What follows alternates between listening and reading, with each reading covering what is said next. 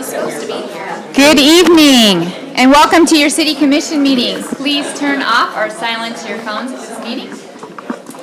Meetings are televised every day on Channel 2 and at 6 p.m. and midnight and are available for viewing on YouTube. I'll call this meeting to order. We will begin with the Pledge of Allegiance, followed by silent meditation.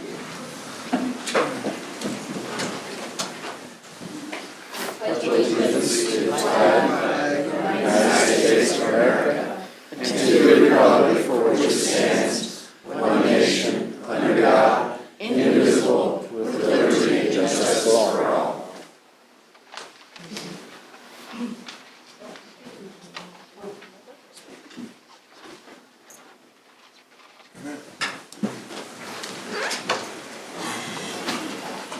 Okay, one of the best parts of the job is I get to do proclamations, and I believe we have 3 proclamations tonight, so I'll come on down.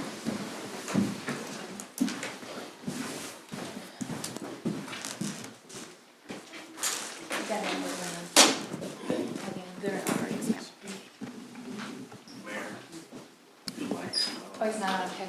My mic's not on. Which one? Mine. Oh, okay. Okay. All right. First up, Colonel, are you coming up here? Yes, ma'am. How are you? Good. Good to see you. First up, You're so skinny. thank you. All right, we're going to start with the proclamation for Welcome Home Vietnam Veterans Day.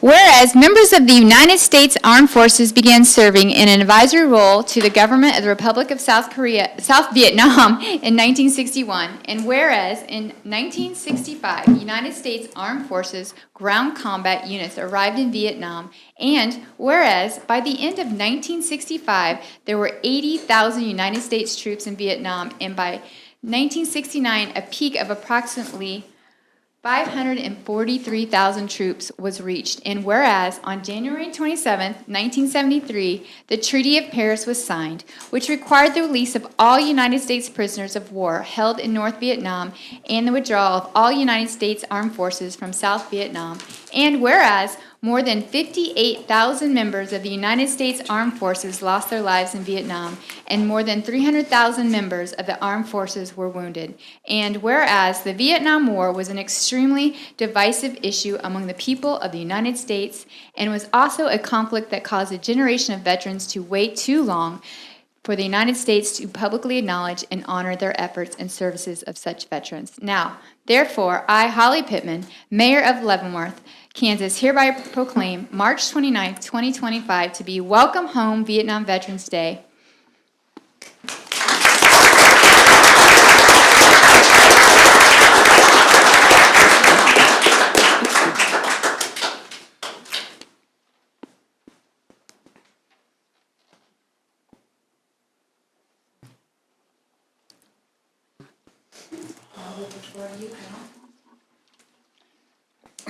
Thanks, Holly. We're kind of like family too, because my oldest son and she are high school classmates.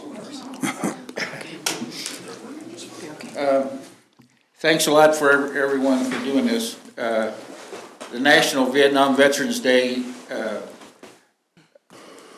is officially this coming Saturday, 29th of March. We've been doing this quite a long time. I would like for each of my Vietnam veterans to stand up at this time that are here. They really need to get your applause.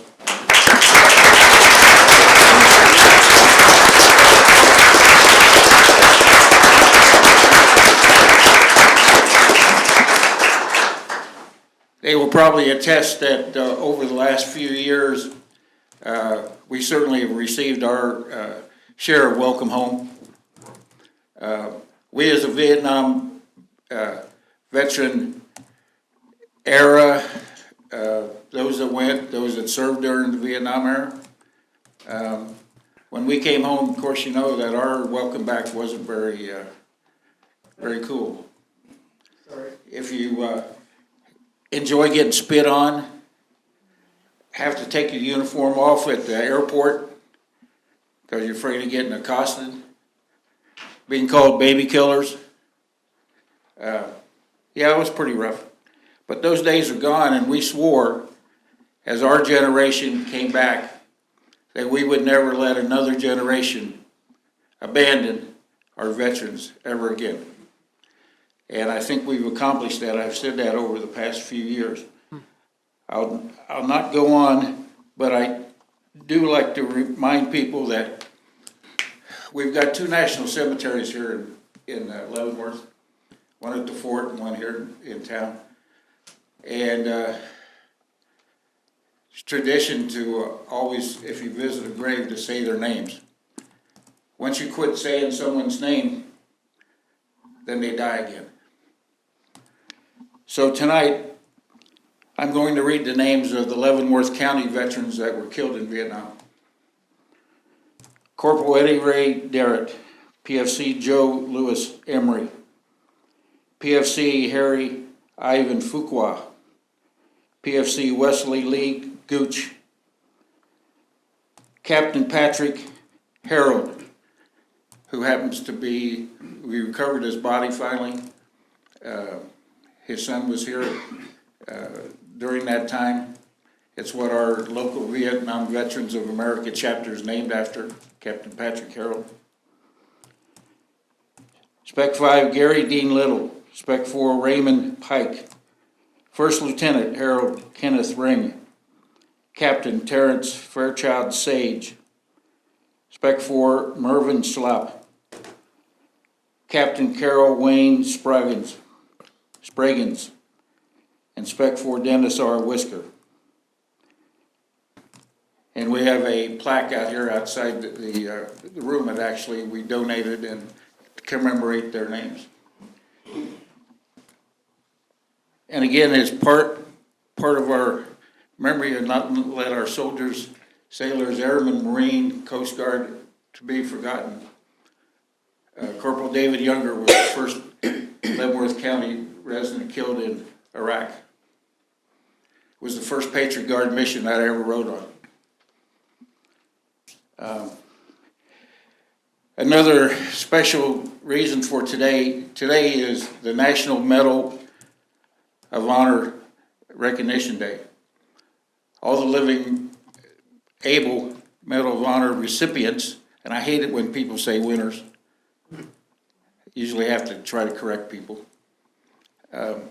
They all gathered at Arlington today and went to the Tomb of the Unknown Soldier. So it's a special day. And part of our VFW post here in town, want to make also special recognition and remembrance of Colonel Roger Donlin, Medal of Honor recipient, the first recipient in the Vietnam War, Special Forces. And also Lieutenant Colonel Chuck Hegemeister. I'd like to recognize our local chapter president, Walt Slay, if you'll stand up, Walt, and also our state president, Roland Mayhew from Topeka. They are our leadership for the state of Kansas. Thank you. And Marines, but that's okay.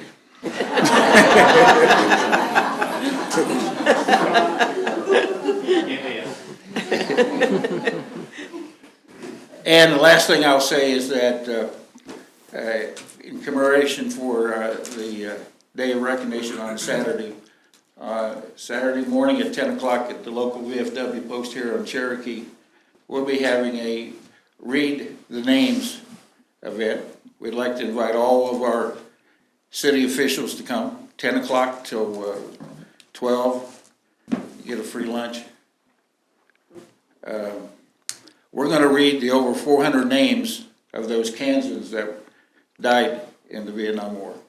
Usually it's done in Topeka, and this year we volunteered and we're going to do it here locally in Leavenworth. Nice. At the local VFW post 56, 516 Cherokee, 10 o'clock.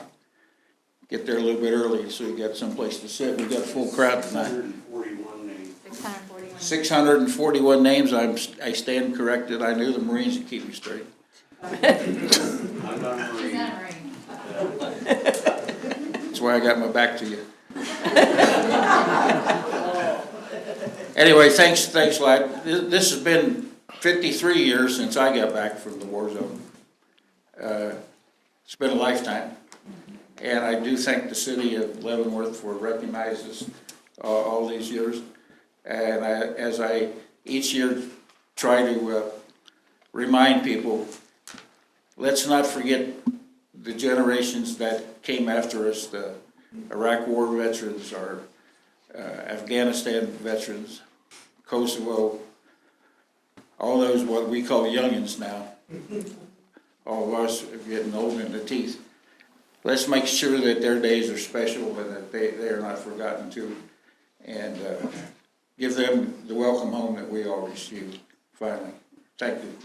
Thank you, Mr. Rolfer.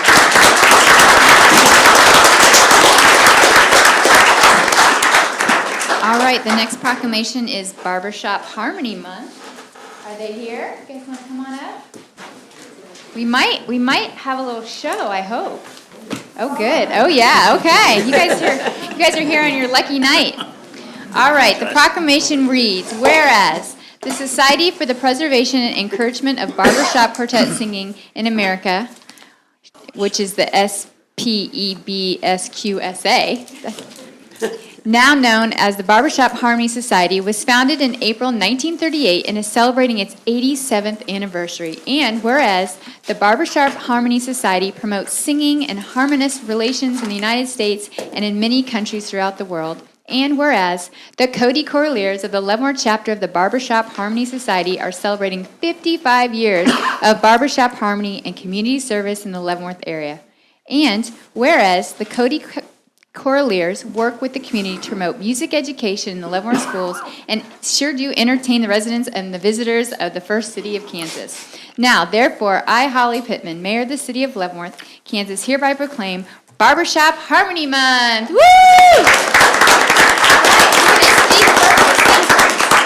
Vote. Okay. Oh, we gotta get a photo. Let's get a photo. This nice lady's gonna get one too. Yeah, I'm gonna. Yeah. Gotta do my job.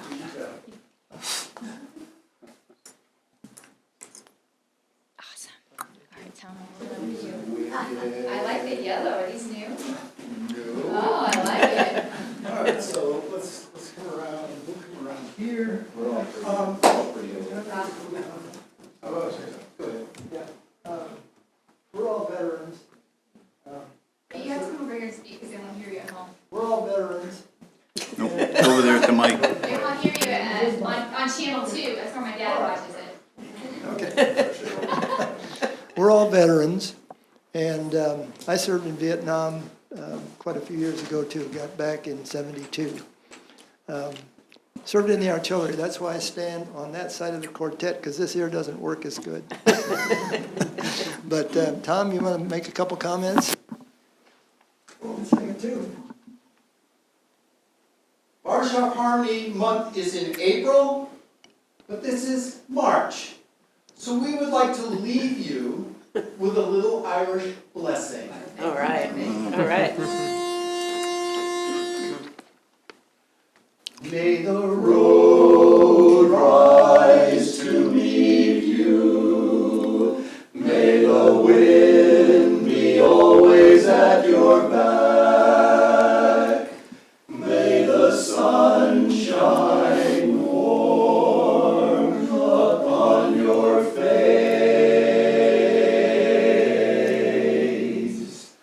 May the rain fall soft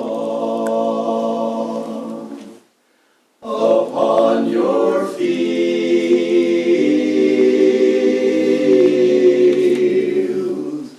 And until we meet again, may He hold you in His hand.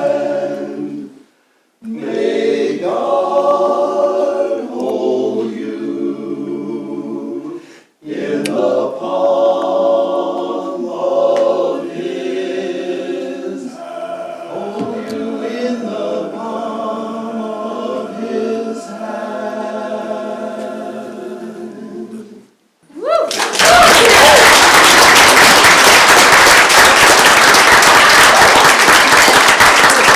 Any blood warriors will be performing?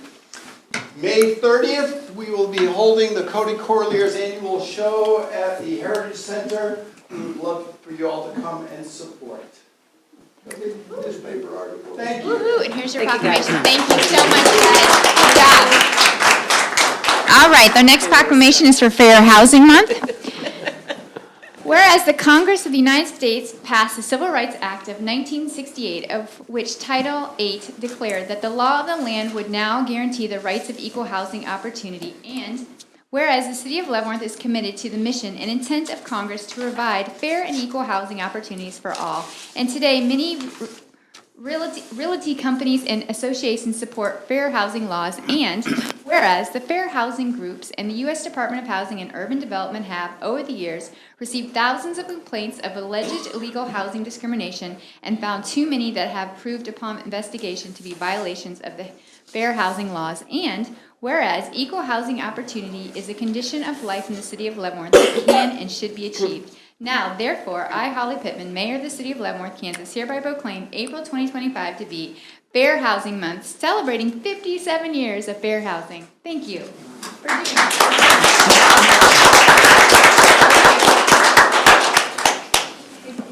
It's not on Facebook, it didn't happen. That's right.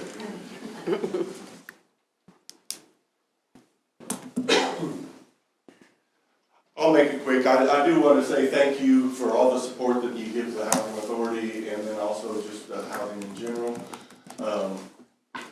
Forgive me for my attire. I'm in the middle of basketball practice. I'm going back as soon as we're done. Yay, go Pioneers. Pioneer Palace. That's right. So, but we do thank you for all that you do for us. Thank you. Thank you.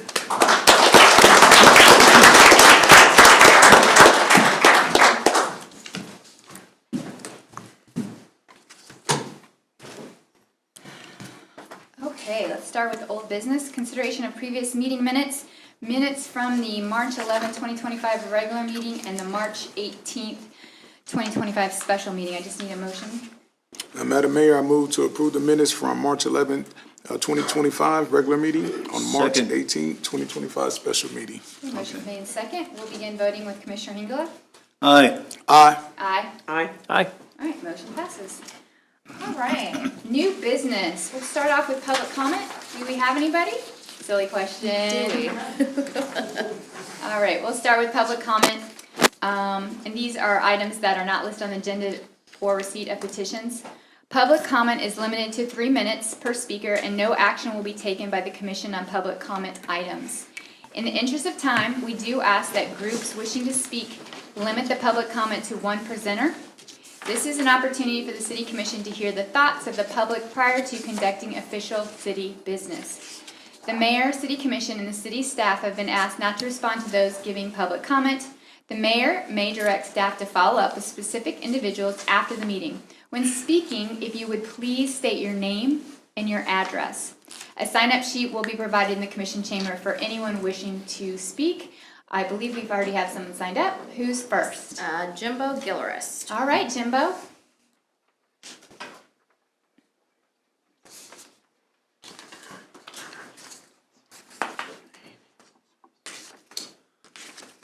Good evening, Mayor, council members, friends, fellow human beings. My name is Jimbo Gilchrist. I'm a former active duty infantry captain and leader of troops in the United States Army. I currently live in Kansas City, and I'm here to state my opposition to an ICE detention facility in Leavenworth and to urge the city to pursue legal action toward Core Civic when they trespass the law. American refrain, heard so often and so commonly recited as to be tritely disregarded as mundane and insignificant, is the land of the free and the home of the brave. And briefly, I want to focus our attention on this phrase while I speak on the three interrelated values of freedom, courage, and love. For I claim you cannot support one of these values without supporting all three, and that supporting the incarceration of migrants, regardless of document status, is the rejection of freedom, courage, and love. Moses, Jesus, Muhammad, the Buddha, and Krishna, 5 great spiritual teachers of 5 enduring religions, Judaism, Christianity, Islam, Buddhism, and Hinduism, all 5 preached love of man manifest in the courage of allowing freedom. All 5 made explicit the moral obligation to welcome the migrant, the wayfarer, the sojourner in our midst.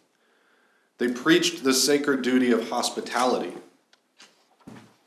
A necessary component of this sacred duty and this love is to presuppose the individual before us, the person we encounter, is a person of goodwill, a person with no intent to harm us. This presupposition requires a deliberate vulnerability on our part, a conscious deciding to be vulnerable, to be unguarded. And this presupposition of love, therefore, requires the courage to allow that person to be in our presence, to be themselves as they are. Of love, St. Paul says, love is patient and kind. Love is not jealous or boastful. It is not arrogant or rude. Love does not insist on its own way. It is not irritable or resentful. It does not rejoice at wrong, but rejoices in the right. Love bears all things, believes all things, hopes all things, endures all things. Love never ends. This love is inherently dangerous. It is so risky that no coward is capable of love. To be loving, we must be the land of the free, and to be the land of the free, we must be the home of the brave. A brave person welcomes their neighbor, even when that neighbor is an undocumented Samaritan. A brave person does not lock someone in a cage or deport them on the mere presumption that they might cause harm. The brave person presumes goodwill, especially when that presumption makes the brave person vulnerable. For the brave person sees strength in compassion and love. The brave person is never fooled into seeing these as weaknesses. I'll give you a few more seconds. Okay, I got a little bit. Okay, thanks. Likewise, a brave community, a brave society, a brave nation is a welcoming nation, an inviting nation, a nation that turns to the world's poor, tired, huddled masses with open arms. And like Christ says, come, all you who are weary, I will give you rest. Each of you have a decision to make. Courage or cowardice, freedom or cages, love or callousness. Thank you. Thank you so much.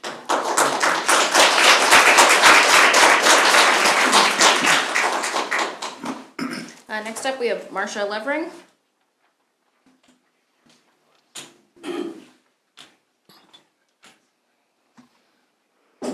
Good evening. Good evening, Good welcome. evening. I'm nervous. Bear with me. My name is Marcia Levering, and I worked at the Core Civic Leavenworth facility for 10 months as a corrections officer until 2021.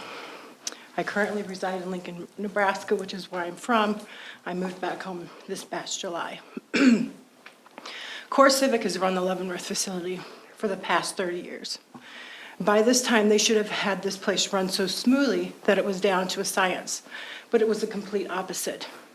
Murders, assaults, poor living conditions, and some units had almost all of their, or half of their cell doors compromised.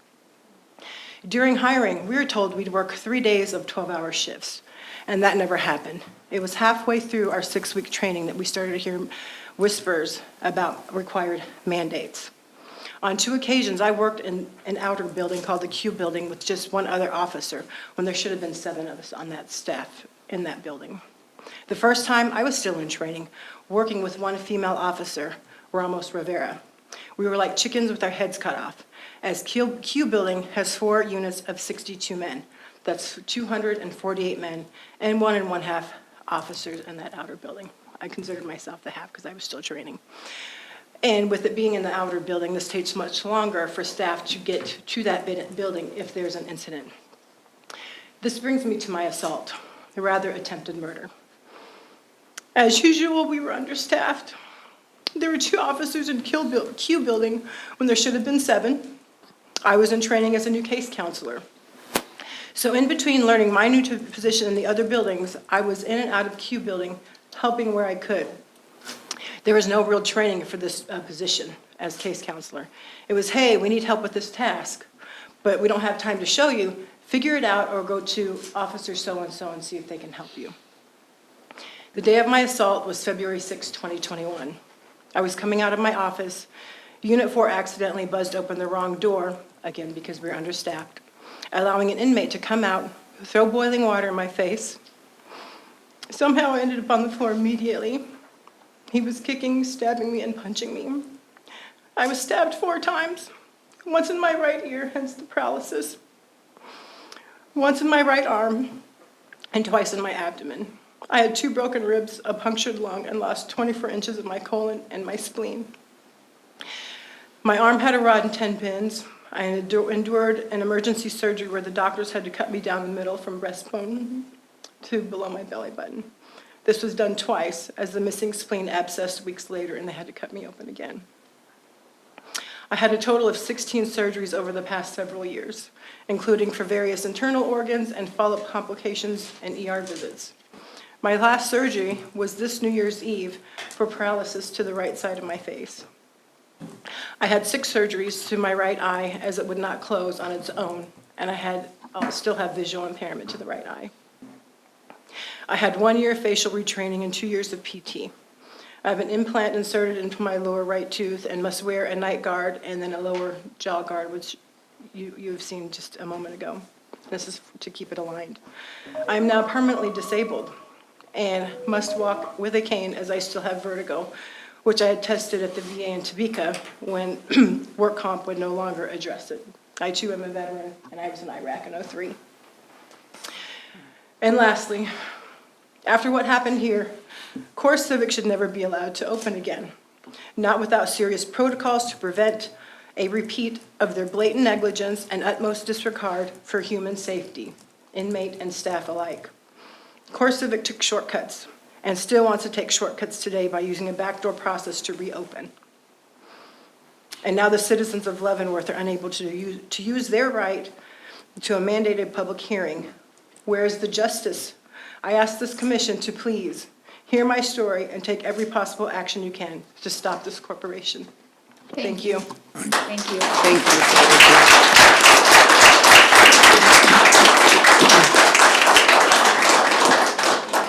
All right, Sarah. Next up, we have Jake Sir. Sorry if I butchered that. Pardon my chicken scratch on there. Hi, My own Jake. doing. Hello, and thank you to the City Commission for taking the time to listen to these testimonies. My name is Jake Sire. I currently live in Kansas City, Missouri, and I work as a public high school teacher in the area while also attending graduate school to study the history of United States and Latin America relations. I'm here to call for the City of Leavenworth to pursue legal action against Core Civic if and when they trespass city ordinance in pursuing an ICE contract for a detention facility. To be clear, I want to make the argument that this contemporary dehumanization of immigrants is built upon a false narrative, and that I'd like to use my time today to place our current political moment in its proper context.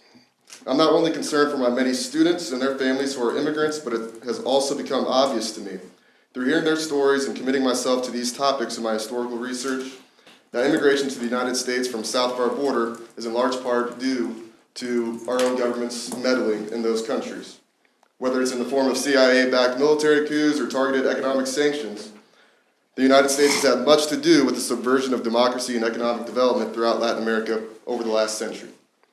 This history cannot be ignored when deciding how current immigrants ought to be treated now that they've escaped the harsh environments our government took part in creating. We must also consider how U.S. corporations have deliberately recruited migrants as cheap labor who have little representation under United States law. While we have depended on the Chicano workforce ever since we invaded Mexico and took almost half their land in 1846, we have also dispensed with them in times of turmoil. The mass deportations and coerced repatriations in the 1930s are a stark reminder of the seemingly endless cycle of incentivizing migration, then demonizing those same migrants and forcing them to leave whenever politically beneficial.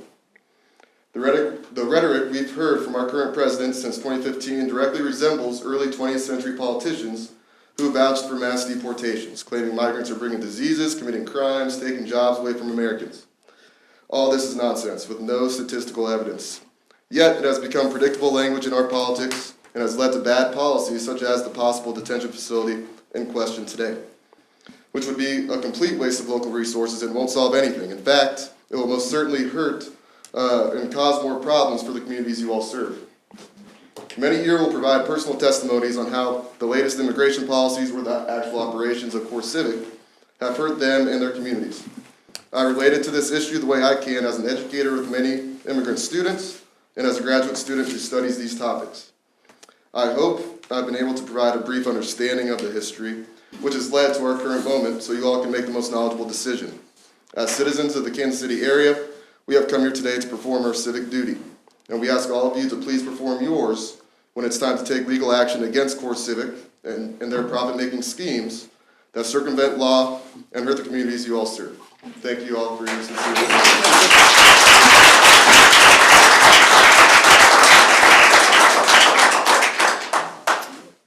Next up is Doug Kinney.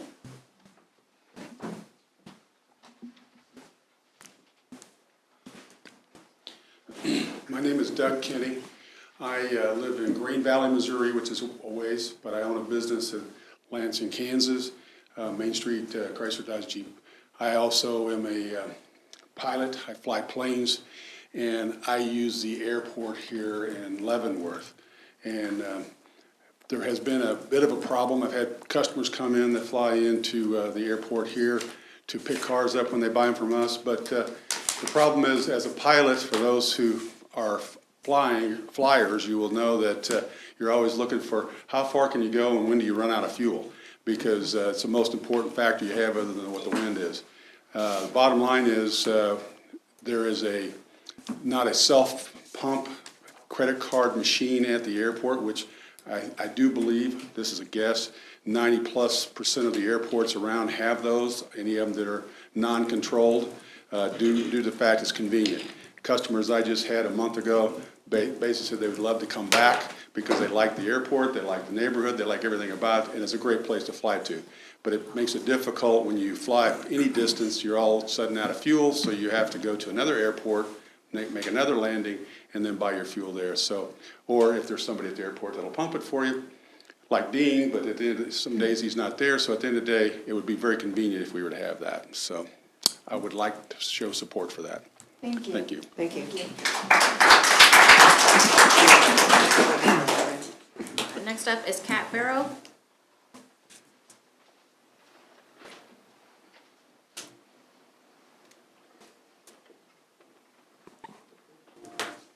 Hi there, welcome. Hi, thank you. Hello, Mayor Pittman, City Commissioners, and Leavenworth staff. My name is Kat Barrow. I grew up in Kearney, Missouri, just across the river, and I currently live in Shawnee, Kansas. My husband, who is here today, he is from Leavenworth, and his family still lives here. I'm here today to state my opposition to an ICE detention center in Leavenworth and to urge this body of Leavenworth leaders to share a clear statement opposing CoreCivic and to take all possible legal action against CoreCivic once they trespass city law. We know CoreCivic is a private, profit-driven company with a horrible record of dangerous and dehumanizing conditions for people detained and staff members. For years, ICE has used incarceration to dehumanize and punish. For some, these detention centers are a death sentence. CoreCivic's irresponsible management and history of concealing issues, plus ICE's lack of local accountability, makes this an immeasurably harmful scenario. Let's not forget that deportation is a civil process, not a criminal one. Can you imagine if we took this same approach for other civil law violations, like unpaid parking tickets? Unfortunately, if private, profit-driven prisons are opened, they will be filled. An ICE detention center in Leavenworth is a direct threat to our immigrant neighbors in Kansas and Missouri, but also our entire Midwest region, including Nebraska and Iowa. The current administration is spinning up a fairy tale and casting undocumented immigrants as villains. Everyday Americans like myself and like many in this room today, we just want good jobs, the ability to afford our basic needs, and neighbors who care for one another. We know documented and undocumented immigrants are good and hardworking people who in most cases have lived here for years and are working hard to build their lives just like the rest of us. CoreCivic is attempting to open a detention center without accountability to the city of Leavenworth or impacted communities in the larger region, and this is shameful. Again, I'm here voicing my opposition to an ICE detention center in Leavenworth and to urge this body of leaders to share a clear statement opposing CoreCivic and to take all possible legal actions against CoreCivic once they trespass city law. We expect you to use every bit of your creativity, courage, and humanity to push back during every step of this process. Throughout history, we learn of regular people who were just doing their jobs while unimaginable abuses were carried out. We all have a role to play in creating a world that ensures safety, dignity, and justice for all. You all have a challenging but critical role to ensure our immigrant neighbors are treated with humanity. Thank you.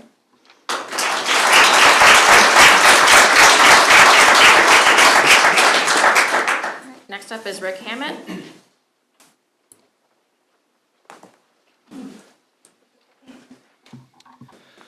I'm Rick. I live in Lansing. I've got lots of opinions on Core Civic, formerly the Corrections Corporation of America, though they'd like you to forget that name, and a lot of opinions on the finer points of ethnic cleansings.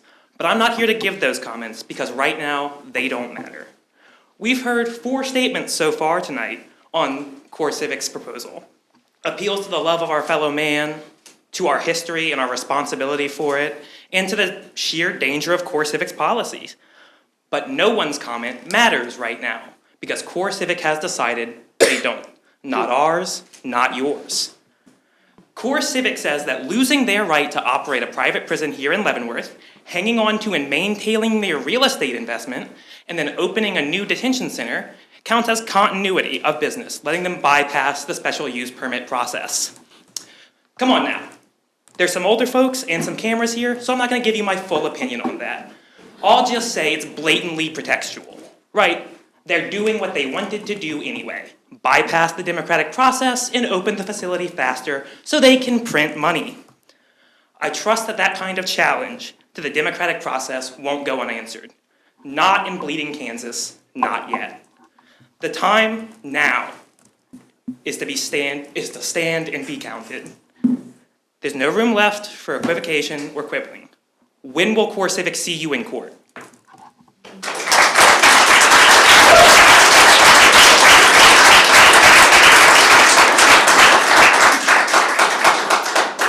Ashley Hernandez.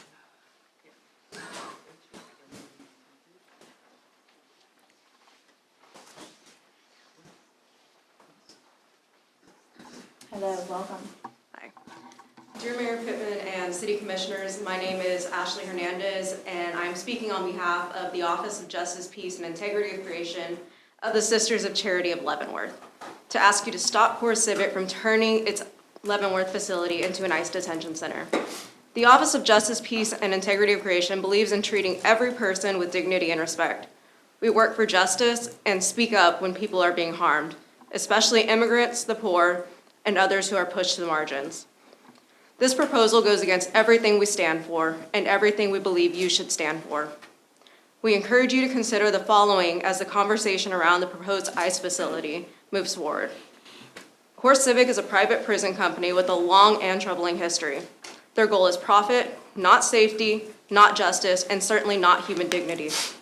Their past actions show a clear pattern of understaffed facilities, poor medical care, unsafe conditions, and mistreatment of people in their custody.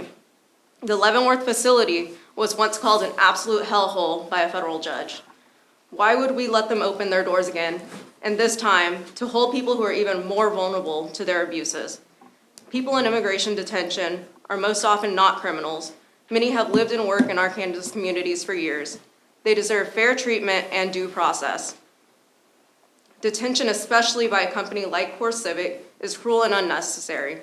Most people in the immigration system can and do show up to court when given the chance.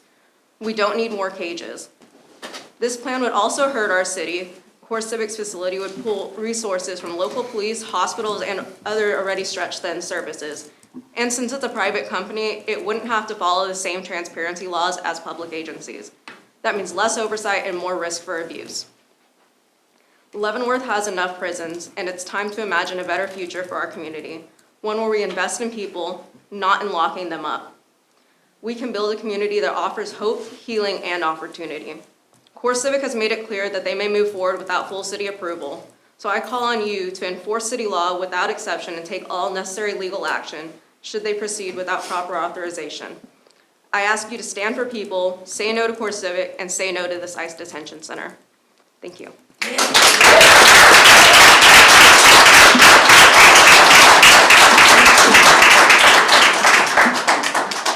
We have Sister Jean Ann. Hello, sister, welcome. Hi, dear Mayor, dear Mayor Pittman and members of the City Commission. Excuse me. My name is Sister Jean Ann Panisco, a Sister of Charity, but tonight I'm speaking on behalf as a member of the Board of AIR, which is the Advocates for Immigration Rights and Reconciliation. AIR stands opposed to the continued existence and expansion of ICE detention centers, which serves as tools for the inhumane detention of individuals seeking refuge, safety, and a better life in the United States. These centers are notorious, as you've already heard, for their poor living conditions, overcrowding, and the mistreatment of detainees, including the denial of basic human needs, each such as adequate food, medical care, or legal representation. Following the statement the Corps representatives offered about not doing the application, taking the application out for the special use permit, they say, as we look forward to continuing to serve our federal partners at our Midwest Regional Reception Center and expect the facility to be fully operational in the upcoming month, I urge you, please pursue any and all legal action against Core City when they violate city law by operating as an ICE detention center without the required special use permit. Core Civic's operation of a for-profit immigration detention facility in our city is a direct contradiction of our values of fairness, transparency, and human treatment of all people. Unlike criminal defendants, immigrants in detention do not have a constitutional guarantee of legal representation, further compounding the injustice. Core Civic's for-profit model incentivizes the expansion and prolongation of detention, with a track record of cutting costs to maximize profits. They have historically undercut safety and welfare in its facilities. The lack of adequate medical care, the denial of access to legal counsel, and documented cases of abuse to people there and to their workers all underscore the unacceptable risk of allowing this facility to operate in our city. I wish to bring your attention that there was 1,567 people from across the region here oppose any negotiation between ICE and Core Civic to reopen. The overwhelming show of community opposition highlights the urgent need for this city commission to take decisive legal action now.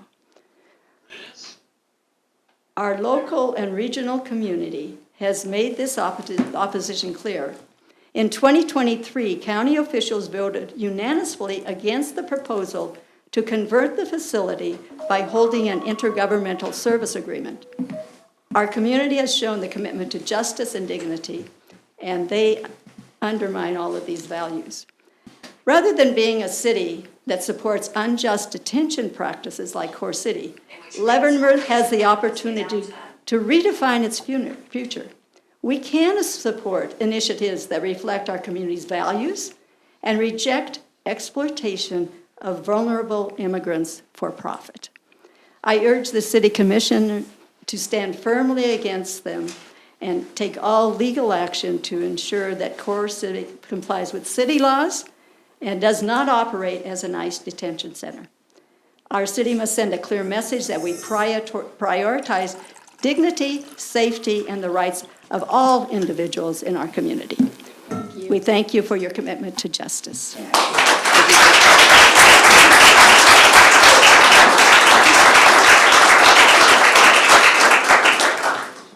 Next up is Louis Clem.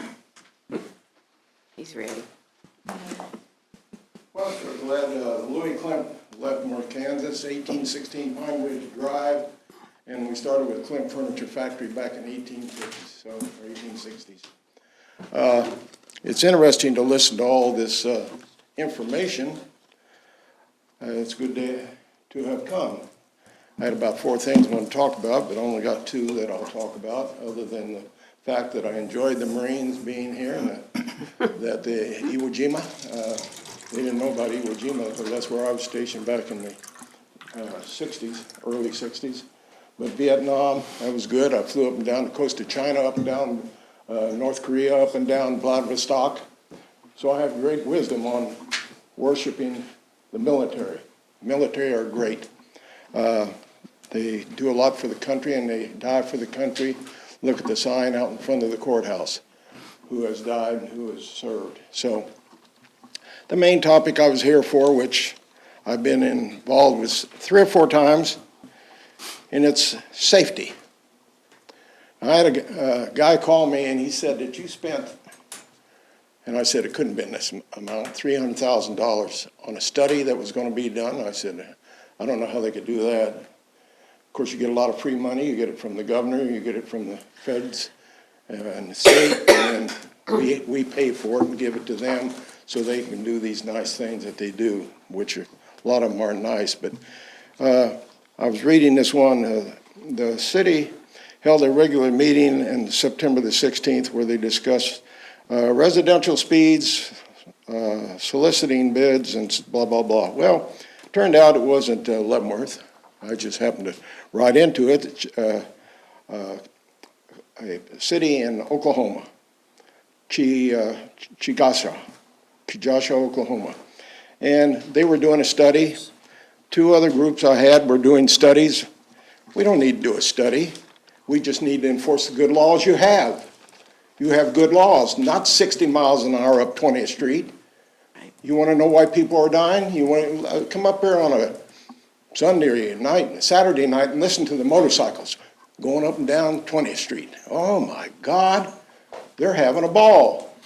There were 12 guys in my high school class that had their own cars. None of the girls had. I feel bad about that. But it's a shame that we don't do these things. But I'm glad I came tonight to listen to all the youthful people with their dissertations and what they had to say about the problems that they see. And it's very good. Man, it's coming up on 80, what will I be, 87 in April. So it's been a great life. You don't understand Leavenworth. None of you do. One might. The rest of you haven't lived in Leavenworth since, Grandma would give me a $20 bill, and I'd go up the street and pay the water bill, the gas bill, the light bill, and the telephone bill, and I'd bring home about $7. So it was only about $13 with all the bills. So do something for the people, and let's get their taxes taken care of. Thank you.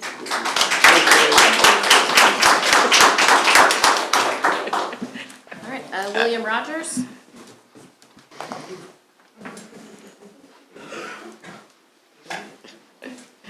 William Rogers, 73rd Necker, KCK. Mayor, Commission, thank you for letting me speak every time. Tonight I brought you guys a few pieces of paper that this young lady will give you, and I ask that tonight you look at them, especially the police report. I'm going to talk about corporate greed in a minute, but I want to talk about that one police report. That inmate he hung for an hour and 10 minutes. He hung there. Officer walked by him 10 to 12 times. 10 to 12 times walked by him hanging there. Not one time did he look in that shower. There's a lot of protocols that go into this area where that young man or that gentleman was hanging. An hour and 10 minutes, that could have been your son, your brother, your dad. If you don't think so, well, then you're sadly mistaken. An hour and 10 minutes. When the officer found him, he waited 18 minutes. Corps Civic waited 18 minutes. 18 minutes before they called 911. How many of you would do CPR for 18 minutes before you decide that's what you're going to do? I've offered you that police report, and I have requested 2017 to 21 police reports from your city. This is them, to Corps Civic specifically. And let me tell you, this is just 20 and 21. Prior to that, they must not did police reports. My stabbing wasn't in there. My head being split open wasn't in there. Corps Civic hid these. Why? Because they didn't want you to know. What Corps Civic is doing to Leavenworth right now reminds me of what's going on, or what went on and is going on in Tennessee. They came into Tennessee, Trousdale, Turner. They promised them great things like they're promising you here the money, right? The money sounds great. They talked about the jobs. 2023, that facility had 188% turnover rate. Nobody wants them jobs because they're shit. I'm just going to be honest with you. That's what they are. Nobody wants to work there. 188% turnover rate. It's supposed to be a mid-security medium. It's now holding maximum inmates. Google it just a little bit for yourself. Entertain yourself for a night. But I want to talk about greed. And Core Civic in this 2017 audit was triple bunking. You can't triple bunk unless it's an emergency reason in a prison or a jail. So when the auditors came in, they had the inmates take the triple bunks down and store them in a warehouse and hide them. They hid them. In this report, it talks about they did it for profit. So they stuffed as many of those guys in a room as they could to up their profits. Also in there have a young lady that posted online yesterday there's a lot going on with Core Civic in Leavenworth. That Core Civic, she stayed till the very end. In fact, she stayed over and went to other places for Core Civic. 14 years she worked for them. They still owe her the bonus money that they promised her, $2,500. This is a single mother. So if they'll take it out of a single mother's pocket, you think they're worried about taking it out of your pocket? Thank you.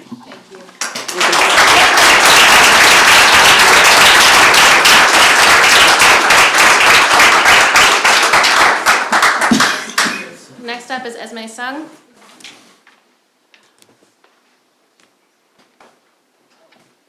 Hello, welcome. I timed it, so I think I'm right at 3 minutes. Okay. My name is Esme Tsung. I live in the Kansas City metro area. I am the Communications Director at the American Civil Liberties Union of Kansas. The ACLU of Kansas is a nonpartisan, nonprofit organization dedicated to protecting and advancing the civil rights and civil liberties of all Kansans. Thank you for the opportunity to speak today. Years ago, when I worked as our legal department's assistant, the Core Civic CCA Leavenworth facility was a federal penitentiary. It had been on our radar for some time as a site of concern around access to legal counsel, issues with legal mail, and First Amendment religious rights violations. In 2021, we were flooded with reports of serious human rights violations, poor living conditions, access to basics like showers and food, and medical negligence. There were accounts of rampant violence, some resulting in death, and incidents of sexual assault, some perpetrated by staff. Ultimately, the ACLU affiliates and federal public defenders' offices in Kansas, Iowa, Missouri, and Nebraska all signed on to a letter to the White House Domestic Policy Council outlining these reports and urging them to shut down the facility as scheduled permanently. If you Google White House Leavenworth letter, you can find that on the ACLU campus website. I also note that in 2017, a Department of Justice Inspector General report diagnosed significant issues of security in the facility 4 years before our letter. So it's clear that Core Civic ignored this report and allowed conditions to worsen for years, even under the federal oversight at that time. As one of the largest private prison companies in America, Core Civic insults all of us with its corporate doublespeak. They insult us by thinking we will forget the human costs of their facilities because they bring up jobs.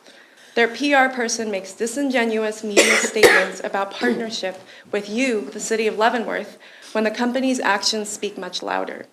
And what their actions say is that Core Civic's decision makers consider the SUP process and this city disposable. It also considers disposable the people impacted by its mismanagement, past and future.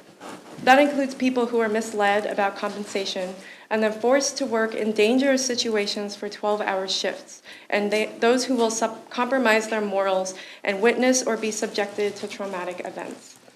That also includes people who will be detained unjustly in the hellscape that is this country's immigration rampage, and those who will be separated from their families and placed in harm's way, most of the time because they don't have paperwork. And that also includes you, the people on this commission. Core Civic considers all of us a means to an end for a profitable contract. Everyone who drove in tonight, some of whom are talking about the worst thing that ever happened to them, is here because they fear the repeatability of Core Civic's track record. They trust you to exercise your power and prevent more stories of harm. and as public servants, you are all tasked with making life better for the people of the first city of Kansas, which can be about more than another prison. I hope you will declare to CoreCivic that Leavenworth and your community are not disposable, and I hope that you will meet all of the many decision points to come with transparency, clear eyes, and the courage to do the right thing. Thank you.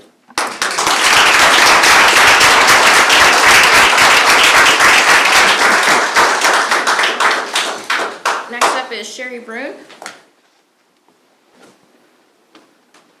Hi, Mayor Pittman and the rest of the committee. I'll make it real quick. I don't usually do speeches or anything in front of public, but I feel like we need to get legal advice, oppose this CoreCivic to open. And that's basically all I want to say, is that you need to stop it. Thank you.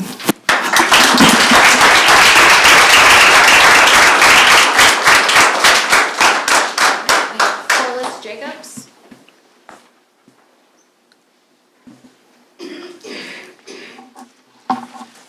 Hello. My name is Corliss Jacobs. I'm from Olathe, Kansas, and I'm here representing a grassroots organization dedicated to justice and opportunity for all called Johnson County Move On. I'm a lifelong Kansan. And even though I don't live in Leavenworth, I live close, but what I believe is that what happens anywhere in Kansas affects all of us and affects our state in general. People have made such good points about CoreCivic. I'm going to skip over a lot because I had some of the same things. But I do want to say, at least in my understanding, the community of Leavenworth said they don't want this. And I'm hearing that tonight. So I want to congratulate people for seeing through the offers of CoreCivic to come back and take the facility over again. Basically, I think, and most people I know think that for-profit prisons are against our values. Corporations should not be profiting from caging people. Amen. Its profit is paid by you and all taxpayers. They are not selling legitimate merchandise or services. They are profiting from human misery and failures of our own society. The more prisoners, the more profit. The more you can pack them in, the more profit. And in this case, rounded up immigrants. I've heard it said, if you build it, ICE will fill it. There, as been stated, private prison corporations are not subject to sunshine laws, they are not subject to many of the protections and regulations that normal government, not-for-profit services need to abide by. We oppose, people I represent, oppose private prisons in general, and especially now, this idea as a detention for immigrants who in most cases have done nothing wrong other than to desperately seek a better life or escape violence. And I really appreciate the young man, I believe he was a teacher, who said our government has done so much to the countries that some of the immigrants are coming from. We need to look at that responsibility also. We seek a fair and humane approach to immigration policy. I know that's not what you're concerned with tonight, but I think we all know that. And private prisons are neither fair nor humane, and I'm pretty convinced you don't want that here in Leavenworth, and I plead with you to pull everything you can at your disposal to legally keep it. Thank you.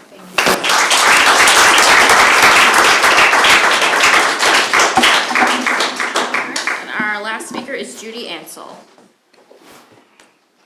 Welcome. Mayor and commissioners and city staff, thank you for hearing us. My name is Judith Ansell. I live in Argentine in Kansas City, Kansas. My neighborhood is filled with immigrants.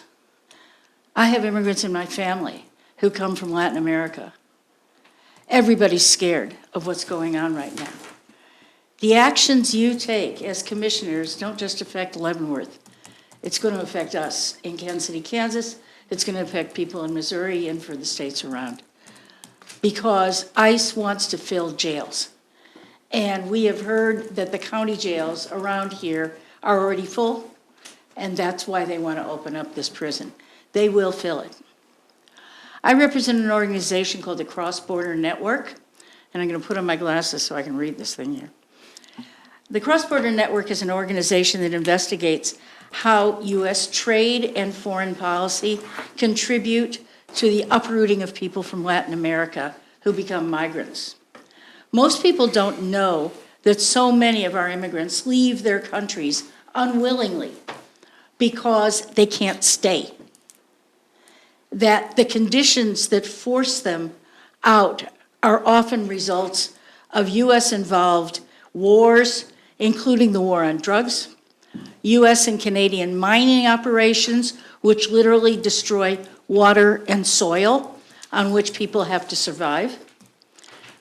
The murderous gangs like MS-13 in Central America, started by deportees from the United States, and the corruption resulting from coups that overthrow governments that the U.S. supports. People don't leave their homes because they want a better life. They leave their homes because they can't have a decent life where they are.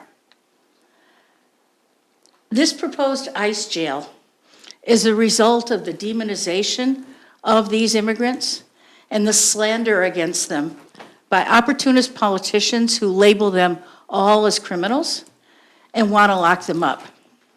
The facts betray that logic. Most unauthorized border crossers have committed the misdemeanor of being here without authorization. It is not a crime. It is a civil violation, just like having a broken taillight. If someone is deported and then crosses the border again a second time without authorization, then under the 1996 Illegal Immigration Reform and Immigrant Responsibility Act, called IIRIRA, that was passed under Clinton, by the way, they've committed the criminal offense of illegal reentry. Does that criminal offense, often committed to rejoin family from which they were deported, make someone the equivalent of a drug trafficker or murderer, as the Trump administration asserts? Does it warrant them being locked up in an unaccountable private prison in Leavenworth, Kansas? In fact, the vast majority of undocumented people have either crossed the border without authorization only one time or overstayed a visa, and a majority have been here for over 10 years. Yet ICE is not just rounding up real criminals, it's rounding up workers, fathers, mothers, and just about anybody they want to target. Even U.S. citizens, and as you can read in the article I'm going to give you, Germans on tourist visas, who they then send to solitary confinement for days in a core civic-owned prison in California. That article is from this month. So if you permit this human rights violation of a prison to exist in your community, you will be complicit too in those kinds of violations. And I'd like to give you a couple of articles about core civic. Right here, so Thank you. Thank you so much.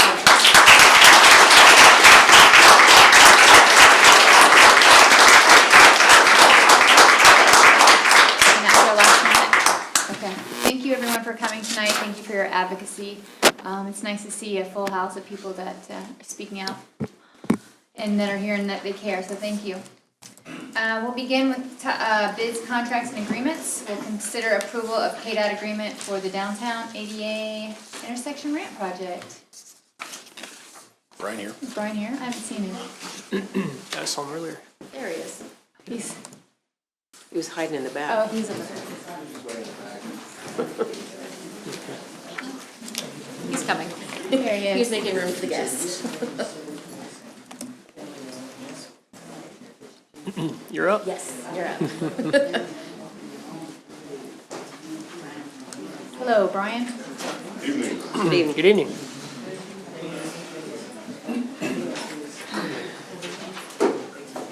Thank you, Madam Mayor and Commissioners. This evening, we are asking for approval of the agreement with KDOT for the downtown ADA intersection. Wait till everybody- Hold on. Hang on, Brian, let's let people leave. There's a lot of noise. Wait a few minutes.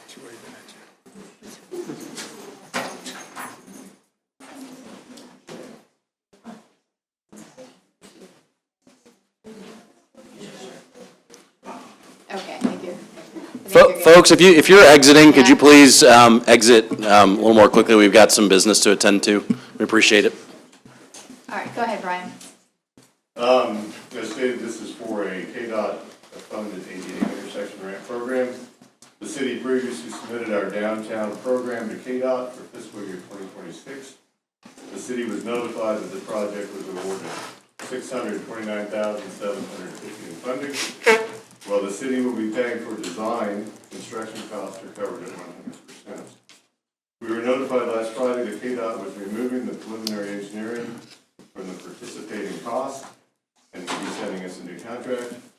As we are not planning on using the funding to cover the design costs, this change will not impact the city.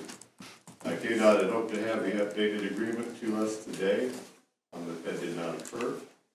Staff recommends the City Commission authorize the mayor to sign the KDOT agreement number 117-25 for the ADA downtown ramp improvement project once the updated agreement is received.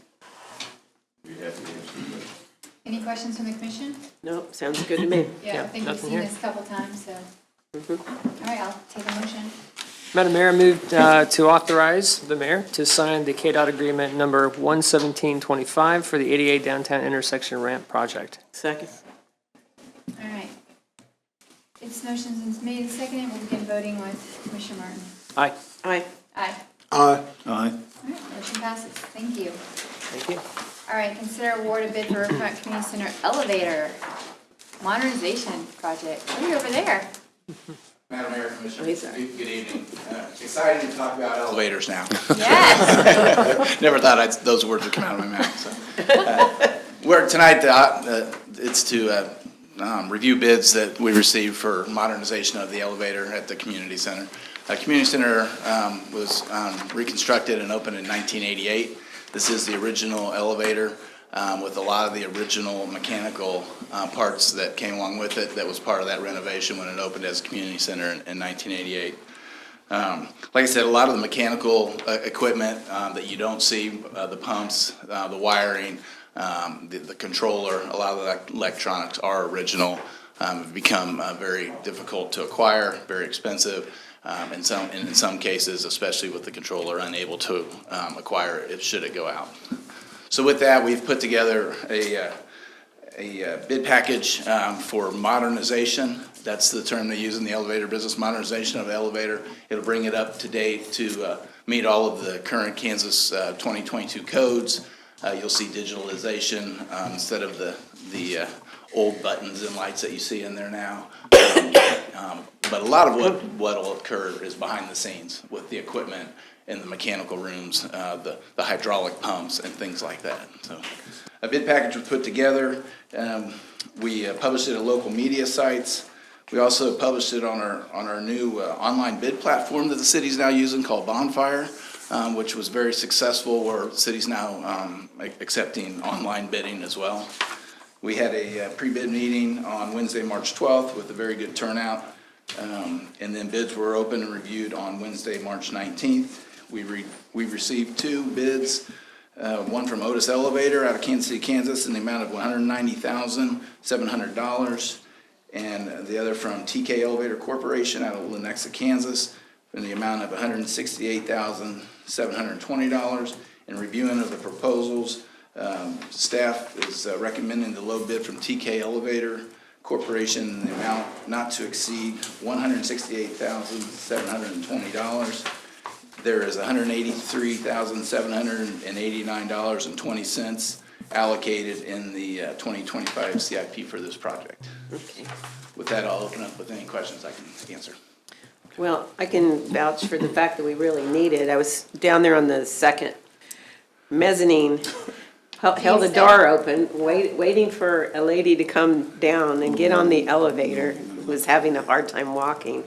And by the time she got down there, then the doors wouldn't close. And we ended up carefully getting ourselves up the stairs because we couldn't get the elevator doors to close. And I got up to the front desk and there was no sign or anything on it. And it's like, well, yeah, we've had some problems with the elevators. Well, we need, Yeah, good to know that. And staff's been trying to work along with patrons as they're in there, when incidents like that happen. There's no safety involved with that other than it won't close and Yeah, it's stuck on we the didn't know floor. that, it's like, I'm not getting on an elevator, the door doesn't. Right. You never know where you're gonna end up. What if Nancy wasn't there?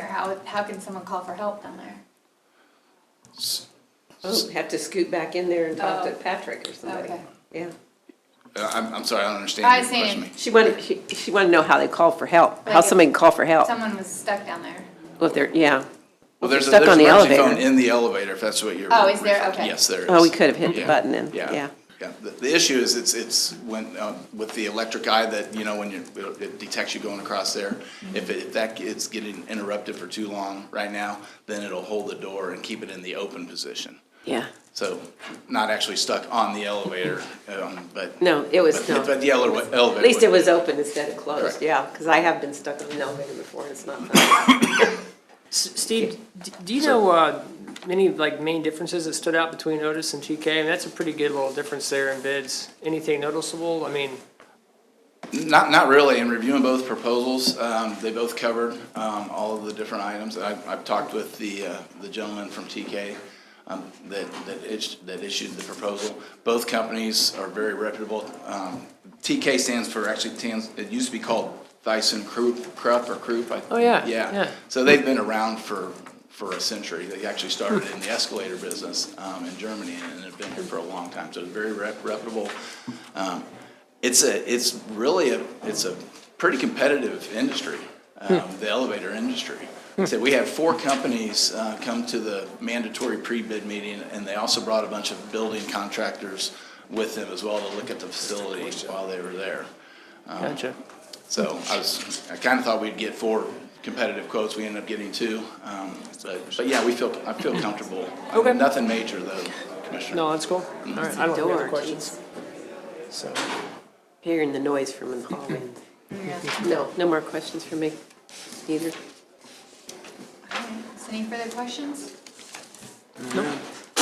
That I'll take a motion. I move that we accept the low bid from TK Elevator Corporation to conduct the modernization of the elevator at the Riverfront Community Center in an amount not to exceed $168,720. Second. All right, motion's been made and seconded. We'll begin voting with Commissioner Hengela. Aye. Aye. Aye. Aye. aye. All right. Thank you. Thank you. All right, next is consider approval of a new truck for the housing authority. Did you already go to basketball practice? No, the kids are gonna be on their own. I'm here to review and approve the purchase of a new truck for the Leavenworth Housing Authority. We've been using the, I don't know what you guys even call it, the Enterprise truck for the last year and a half. The one I had before that, we had over 20 years. I expect this one to last over 20 years. So even though it's a steep price, it'll be a whole new people. None of us will be here when you need another one. And what do you mostly use this for? Inspections. For my half, for the Section 8 part, I go out and do inspections all the way through the county, wherever the houses are. So I use that for the inspections. That's why we do a 4-wheel, is because we have it during the winter. Yeah. And the old one I had was a two-wheeler, and I actually just used my car, whenever it snowed. So you get I'm glad that we're getting a four-wheel, I can do that.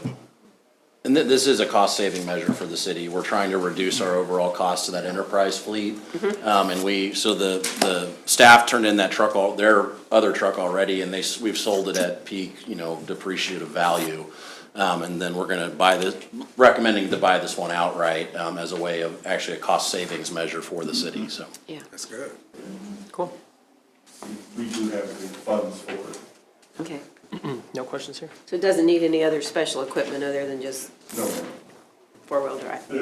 And we did go out for 3 bids, and, I was hoping the local one would have got it. That's what I was gonna ask you. That's a big difference, so. Yeah, it is. That's why we're recommending that we go with the low bid instead of the local bid. I'm a big local person, because, we all have friends, family that work in these places, so, we try to do it, but that's just too big of a difference. Yeah. Well, it helps with sales tax. Yeah, that's a bummer. I was bummed to see that. Any questions for? Nope. All right. I move approval of the purchase of the truck for the Housing Authority in the amount not to exceed $53,190 from Victory Ford. Second. All right. Motion's been made and second. We'll begin voting with Commissioner Martin. Aye. Aye. Aye. Aye. Aye. Thank you. Thank you all very much. Thank you. You're gonna have to give Jermaine a ride in that truck. Yeah. Hey, don't run the kids too tough on them drills. Okay. Next up is the consent agenda.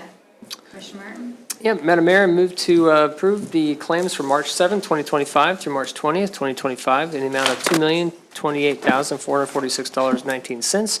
Net amount for payroll number 5, effective March 7, 2025, in the amount of $425,590.46. No police and fire pension. Second.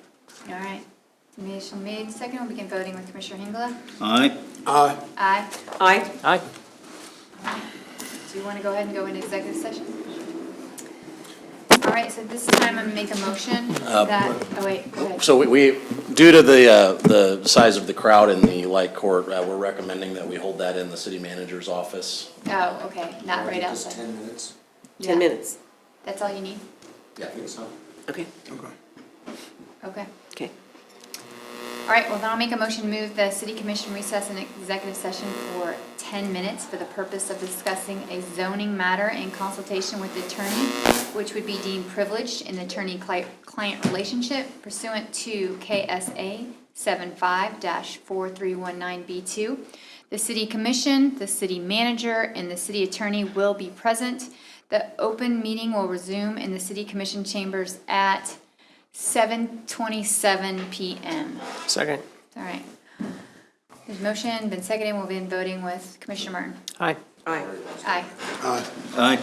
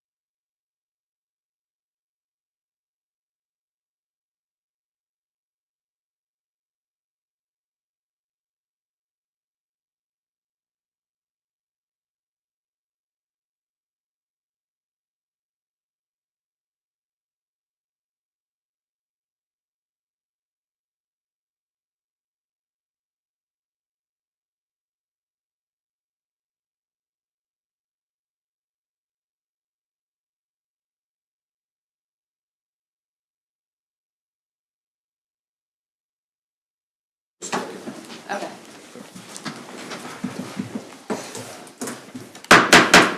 Okay, the city commission has returned from our special meeting and no action was taken. At this time, I'll turn it over to our attorney. Thank you very much. Madam Mayor and members of the City Commission, what you have before you tonight is resolution number B-2394. This is a resolution affirming the city's rights and obligations to protect the public health, safety, and welfare through its zoning powers.